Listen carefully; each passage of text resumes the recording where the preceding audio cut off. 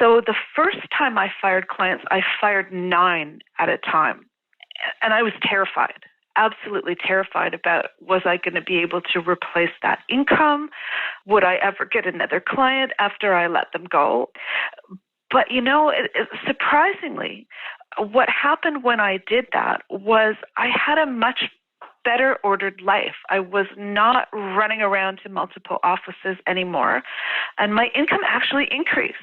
It increased because I was able to spend longer periods of time working with the really good clients. I did better work for the existing clients, and I had more mental and emotional bandwidth just to handle the business.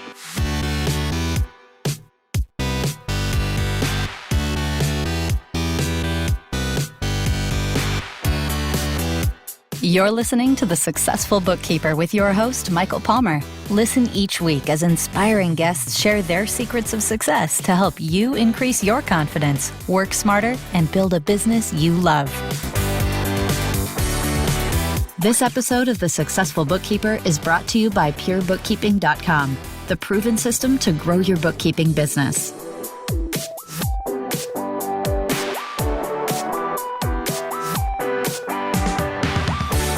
Welcome back to the Successful Bookkeeper Podcast. I am your host, Michael Palmer, and today's show is going to be an awesome one.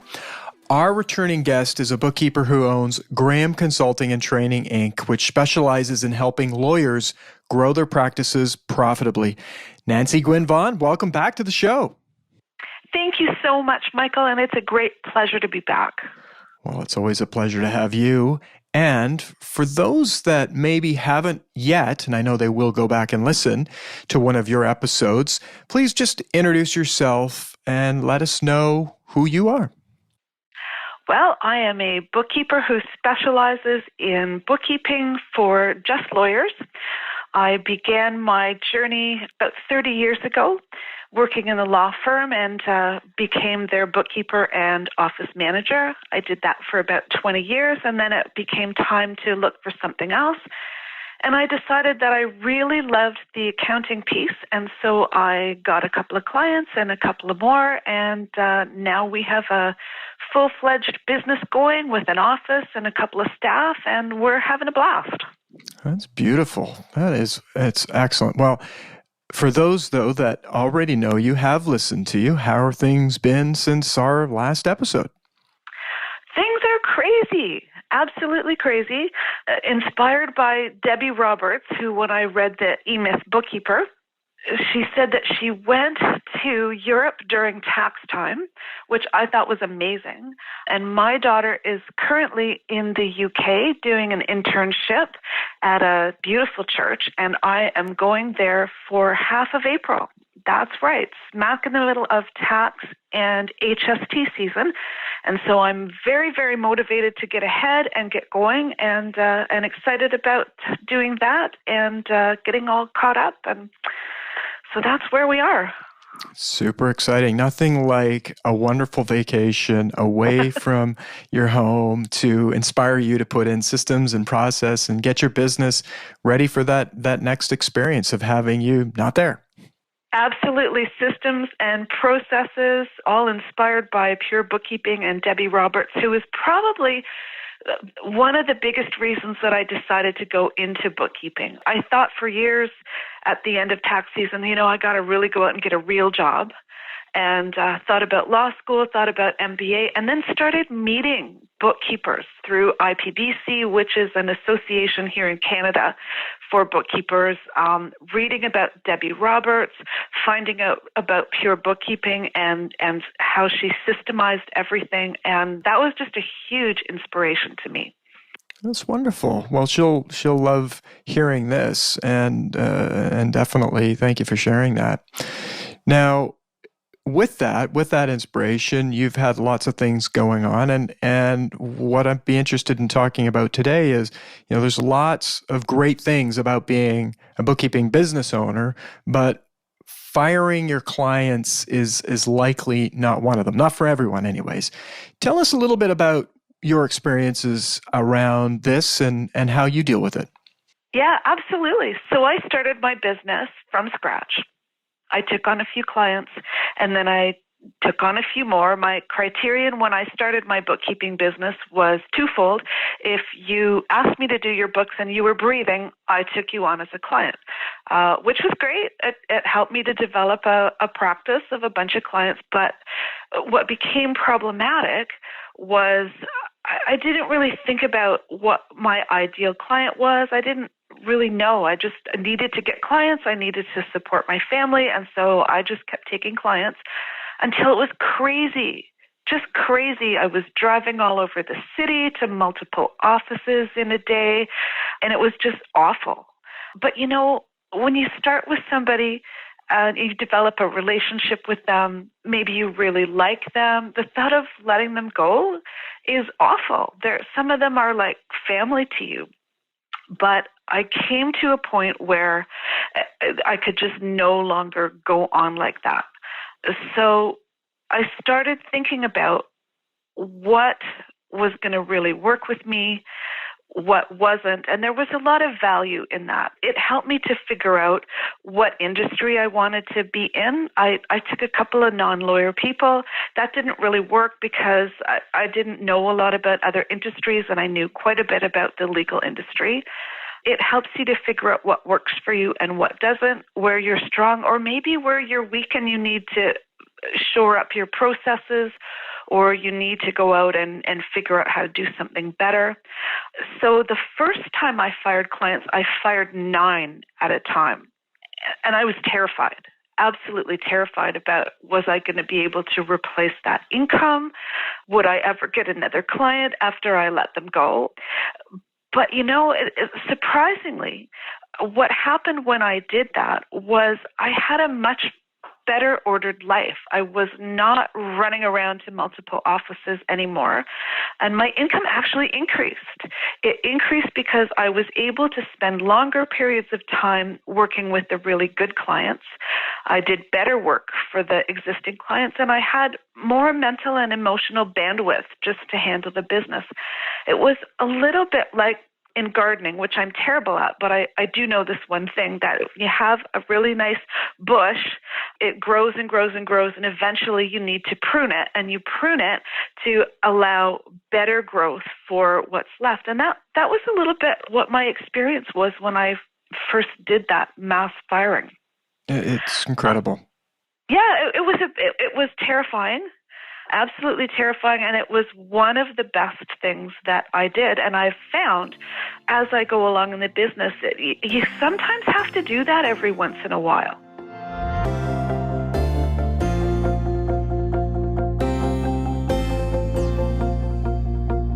I would say, like, I'm sitting here thinking, everybody that's listening, just take a step back and go, is everything in your life the way you'd like it to be? Is it ideal? Because when you think about it, if you just what you did, you changed something dramatically in your business by adjusting your clients, really, and you created a reality that was far better than the reality that you had prior. And that's, anyone can do this to any area of life, not just to clients, but it's really the act of designing a life that runs smoother, has more of the things you want in it, and is more enjoyable. Absolutely. Absolutely. And as much as that was terrifying that first time, it gets easier as you go along, because it's not necessarily a personal thing. It's not, I'm terrible or the client is terrible. It's about fit. And I see things sometimes in some of the Facebook groups that I'm on, and people are agonizing about, should I fire a client? Or they're upset because a client has fired them. And it is, you love your clients and you want to do really great work for them. You build a relationship. But there come times when even with a client you absolutely love, it's no longer a good fit. Isn't that true? Very true. And I've learned that there are certain patterns and changes where now I become aware that it's time to let the client go. And it's interesting, once you've done it a few times, you can see these things coming. Oh, okay, I see what road this is going down, and it's probably time for us to part company. It's interesting. One of the things I think the big one for me is when the client is doing something dishonest. As soon as I see that, I'm out of there. And it's because I work with all lawyers.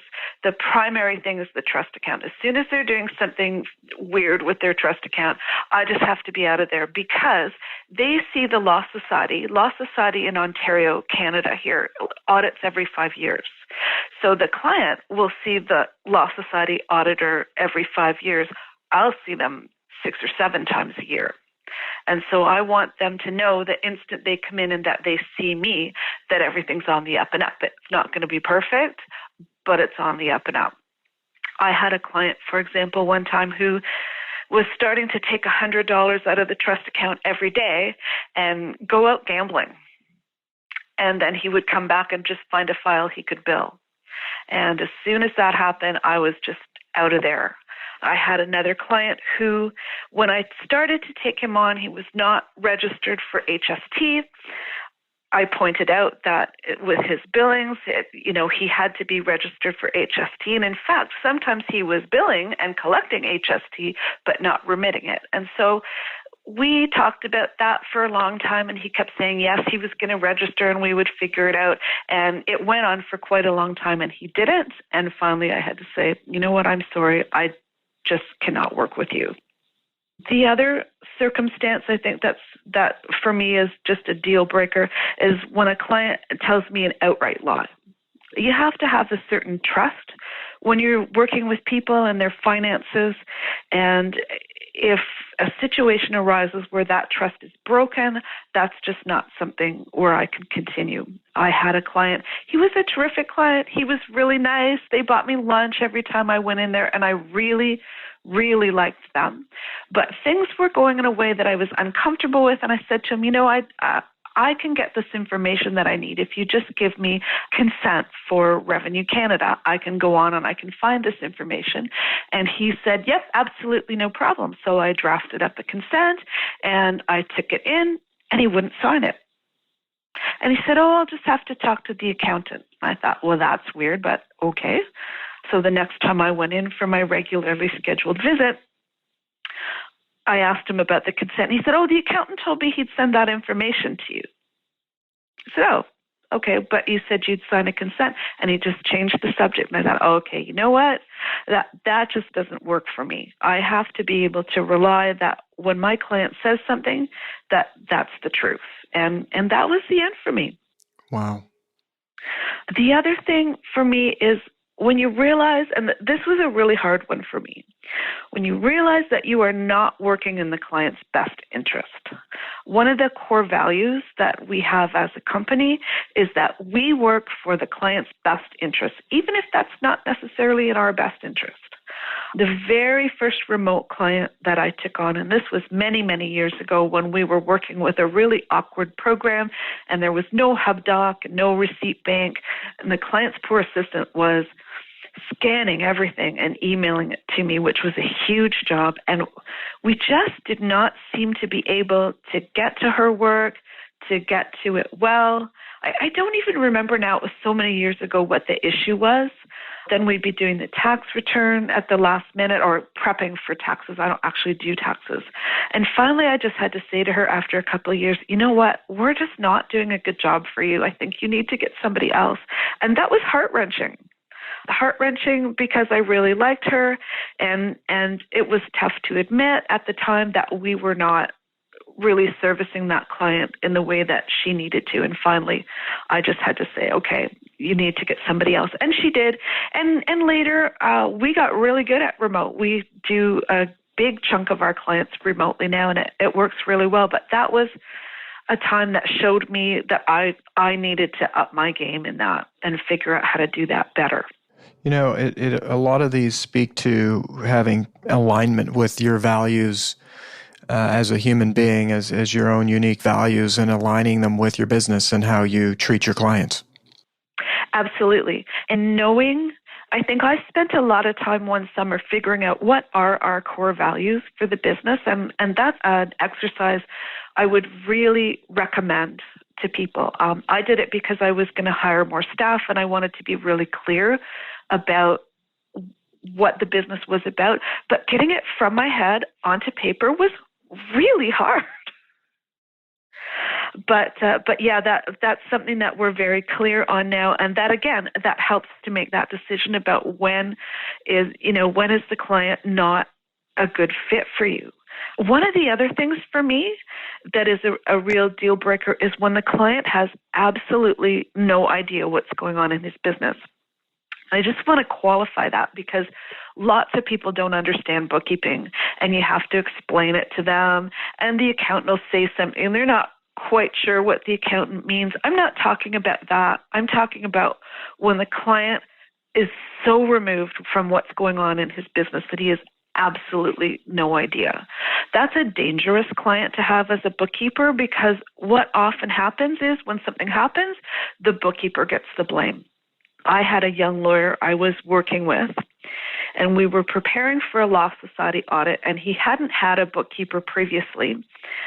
And so we were working through his trust account statements, and there would be something like a deposit of $750,000. And I would say, well, what was that for? And he would give me this absolute deer in the headlights look and say, I don't know.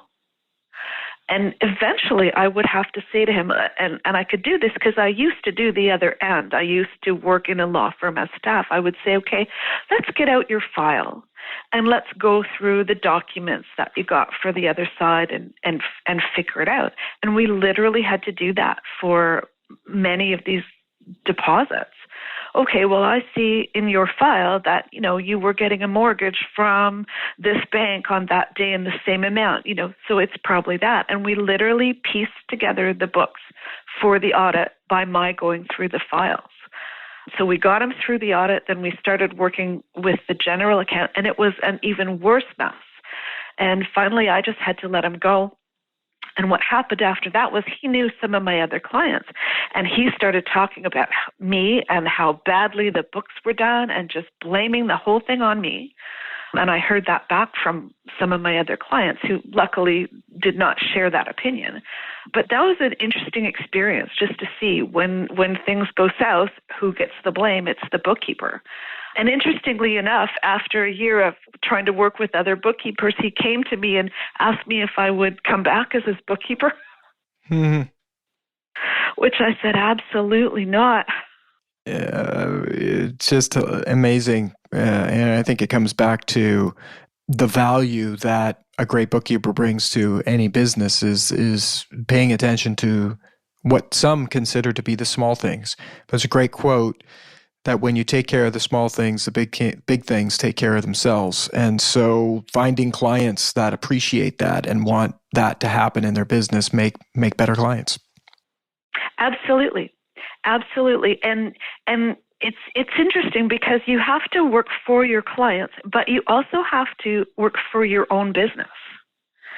And you learn as you go on. You learn to develop the ability to look ahead and say, I can see how this is going. And to get out when you can see that it's going down a bad road. And of course, that's not necessarily immediate. You try the best you can. I'm certainly not saying the instant things aren't going well, you just bail. I'm talking about when you're trying and you're trying and you're trying and trying to work with the client and trying to clean up the mess and get things on the right track. And you just start seeing that with this client, that is never going to happen. Then sometimes it becomes about protecting yourself, because there are certain clients where it becomes a big potential liability for you and your business to continue on with these clients. And you have to look out for that as well. You look out for your clients, you want to do a good job, but sometimes there comes a point where you also have to make sure that you're protecting yourself and your staff and your business.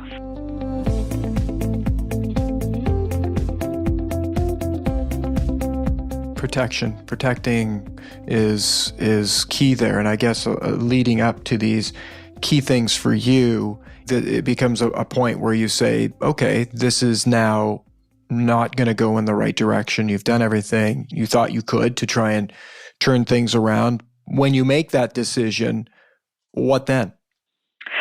Then they're done. They're done. And I have various ways that I end the relationship. I try not to leave anybody in the lurch if there's a year-end coming up or an HST return due.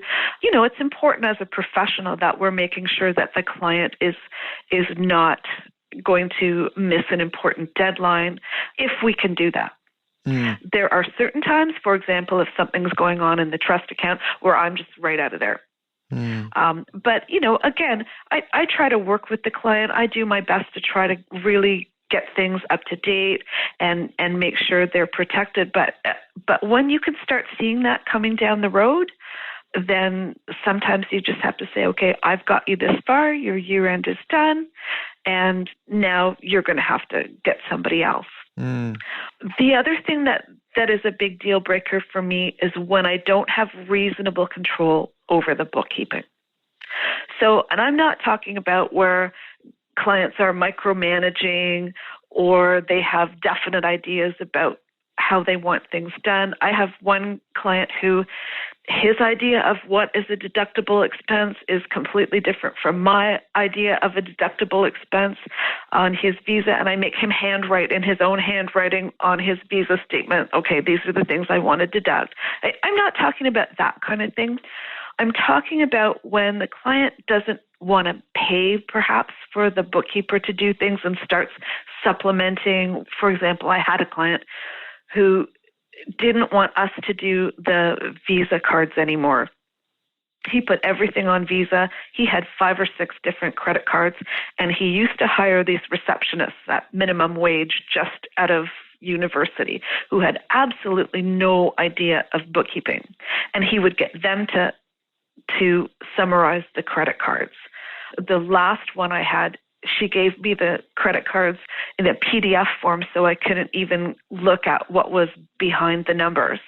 Just a summary for the year in PDF form, and I noticed there was no HST for any of it. And I emailed my client and I said, you know, I noticed she didn't do any HST. And he said, oh, just take 13% of the total. And I said, well, you know, you can't do that. The same client had an accountant who used to file HST returns that were so different from what I came up with in the books. And every year I would do a letter saying, I don't think the HST return was filed correctly. These are the numbers that I've had from this report in the accounting software, and I'm very confident that those were correct. And it just got to the point where I thought, I'm sandwiched doing the day-to-day bookkeeping between an accountant I'm not confident in and a student doing a huge part of the expenses, which I believe incorrectly. And finally, I thought, you know what? I don't want to be in that situation anymore. And so again, you know, we got him up to the year end, and then I said, you know, I can come in for a couple of months until you find somebody else, but I'm just not willing to do this anymore, and this is why. I had another client who worked all by himself, and I used to go into his basement and do his bookkeeping, and then he hired somebody. And she was hired as a secretary, but she loved accounting. And so she just kind of took on more and more and more of the accounting functions until she started to do the reconciliations. And I had a conversation with my client. I said, listen, I have no control over these books. I was primarily just coming in and doing HST returns and year ends. And I said to him, I'm not willing to do this. You know, and he said, oh yeah, I'll tell her you want to do the reconciliations and the month ends, but that never happened. And so we went through that for a few quarters, and finally I had to say, you know what, this just isn't working for me. So things happen, things drift sometimes. They realize that they can get somebody else in their office to do it for free, and that's their value, is keeping the cost down as much as possible. And that just doesn't work for me. I want to make sure that when I'm doing bookkeeping, that I know that the figures are accurate. And when I'm in those sorts of situations, that's just not something where I'm willing to continue. The other thing that I am not willing to accept is when clients' behavior is drastically disrespectful. I had a client who continually, I'd show up for a prearranged appointment, and I would find out from one of his colleagues, oh yeah, he got called to court this morning, which I don't mind. I don't mind if things things have to change. I can be flexible. I understand that's part and parcel when you're working for lawyers, but he would never just send me a quick email or a text saying, sorry, I'm actually not going to be in the office today. He would let me just drive all the way over there and find that out when I got there. And eventually, I just had to say to him, sorry, that's not going to work for me. Same, I had another guy who used to cancel appointments because he forgot he had basketball practice. I had one client who didn't want to give me a key to her office, and I get that. The lawyers have to protect a lot of really confidential information, but she would forget to leave me the key. And one time I had to drive a half an hour to her daughter's place of business and get the daughter's key. So those sorts of things, that just doesn't work for me. I had a client who wouldn't give me her documents for her HST. I asked her for months. This is what I need. I need the accounts to your clients so I can do your HST, figure out what your HST collected was so that we can do the HST returns. And she delayed and delayed and delayed. And then I was out of town at a funeral, and she got a letter from CRA, and she said, I need you to come in right away. It was from the HST department. And so I emailed her. I said, I'm at a funeral. I'll be back in the office in a few days, and I'll come in. And doesn't she go and hire somebody else to do it? Wow. So, and then she wanted me to come back and continue. And I said, nope, not doing that. I had a client who was always behind. And she made me a promise in August. This year, I will not be behind. I promise I will get everything to you, and we can do the report to the Law Society, which is due in March, and you won't be scrambling at the last minute. So the following January, I connected with her. And I said, okay, let's get everything together so we can get your Law Society report out. She said, oh, well, I've been really busy, and so I'm not going to have that stuff to you until March. I said, well, I'm actually going on holidays in March, and so you need to either get it to me right away or, it's not going to get done in March because I can't do it. And so she went out and she found somebody else who would scramble for her in March. And then she sent me an email telling me that I was unprofessional because I should have known she would leave everything to the last minute, and I should have made sure to carve out some time for her.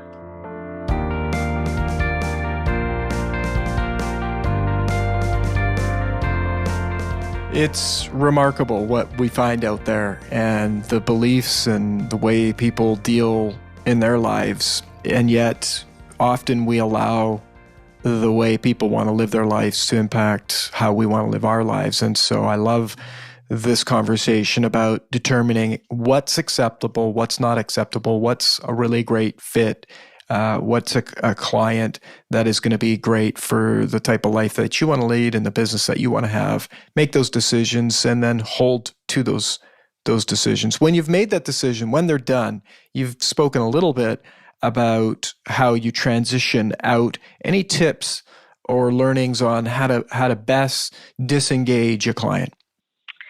It varies between the clients. As I say, I try really hard to make sure that I'm not going to do anything that is going to prevent them from meeting a deadline. But it just varies between the clients. I try to give them as much notice as I can so that they have the opportunity to get somebody else. I try to make sure that the books are as up to date as possible so that it's an easy transition for somebody else. Sometimes, depending on how much you've received from the client, you may not be able to do that. But, we try to do it as professionally as possible. I try to have conversations with clients about some of these issues before we disengage, to give the client an opportunity to resolve some of the issues. But it just depends on the individual client, where they're at. I had some clients recently where I was still working in 2018. At the end of 2019, I hadn't heard from them. I'd made numerous attempts to get a hold of them. And finally, at one point, I just said, okay, I'm sending back your documents and get somebody else. A couple of them who were on software that I don't particularly like, I said, going forward, we're not going to be working with that software. If you would like me to reach out to some of my Facebook groups where I know there are people who work in that software, I'd be happy to help you find somebody else. Helping people find somebody else is a bit of a double-edged sword, because you want to help the client, but on the other hand, I don't want to saddle another bookkeeper with a client that I know is going to be a problem. So again, we try to make the transition as easy as we can. Sometimes we can do that, and sometimes if it's a real big problem client, we just can't. And we've tried and tried and tried, and you can just see there is no changing for this client. And then we just have to get out. It's refreshing. And when you've done this, what is, you spoke about fear and uncertainty and going into it. What's the result when you have removed those clients? Oh my goodness, it's like a weight has dropped off my shoulders. And again, experienced bookkeepers will be listening to this, and they will see the mistakes that I have made that got me into a lot of these circumstances. And I think that's the other thing that really comes out is the learning that many of the problems that I have experienced, I caused myself by being too nice and by not setting expectations with my clients. For example, if I arrive at your office and we have booked a day, and you're in court or at basketball practice, you will be billed for that day. It's been a big learning experience of where I can do better, where I have not set expectations well with my clients, where I have not anticipated that those sorts of things will happen. And so now I'm much better about those sorts of things in the beginning, which prevents a lot of these problems. And I think that's a big part of it. You go into these businesses and you look around and everybody seems to have their act together. And you think, man, what's wrong with me that I didn't think of all these things at first? But it comes with experience. And many of these experiences have ended up being very good experiences for me because they've really taught me where I need to change and improve in my business. And that's been very helpful for sure. I love it. I love the thinking. I love the positive framing of, look, this is, you're taking full responsibility for it.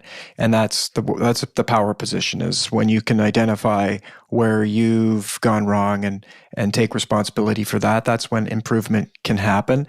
And really, you're a wonderful, nice person, and it's not to change that. It's really just to find people who appreciate and value that, and you get to be a great, nice person, and people love that about you and pay you well for it and respect you and do all the things that you would expect them to give back to you. And so I think it's not unlike finding friends, right? Find friends that mirror your own values and lift you up and make you happy versus people that don't, right? So I love this conversation, and you've given lots of examples, and I think perhaps inspiration for people to go, yeah, wait a second, this isn't right for me, and this is not the way that I want it, and to have the courage to start to do something different about it if that's where they're at. And then for those that have been there, done that, probably a walk down memory lane going, thanks that I actually addressed those.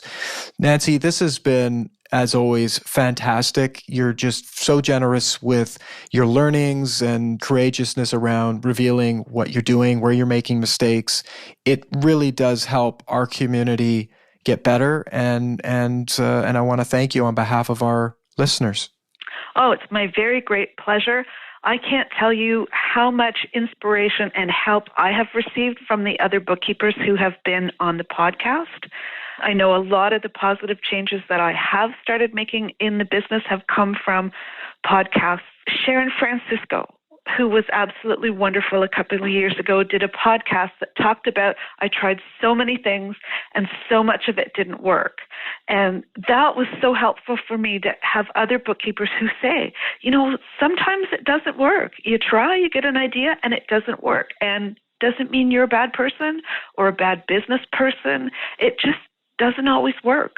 And so anything that I can share with anybody who will make them feel like, you know what, you're okay. You're okay as a bookkeeper. It's not personal. If things don't work, just pick up and try something else. Absolutely. And as we've talked about in the past, for inspiration, just turn on Journey, don't stop believing, play that a few times, get pumped back up and get back out there and take it on. So just absolutely love the conversation, Nancy. Thank you. And I look forward to having you back again. Thanks, Michael. Beautiful. And with that, we wrap another episode of the Successful Bookkeeper Podcast.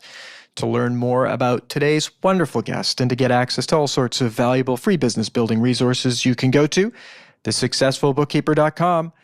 Until next time, goodbye. Oh, and by the way, we love your reviews. So if you get value from this podcast, please go to iTunes or one of those other great podcast apps and leave a review. Let others know what you found valuable and whether or not you like the podcast. It'll help others make their choice in whether they should listen or not. And so I'll thank you in advance for doing that. And we'll see you next time. Bye-bye.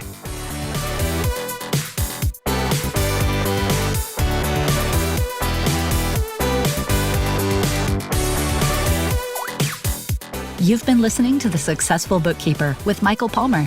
For more information and to download the resources mentioned in this episode, please visit us at thesuccessfulbookkeeper.com. Thank you for listening.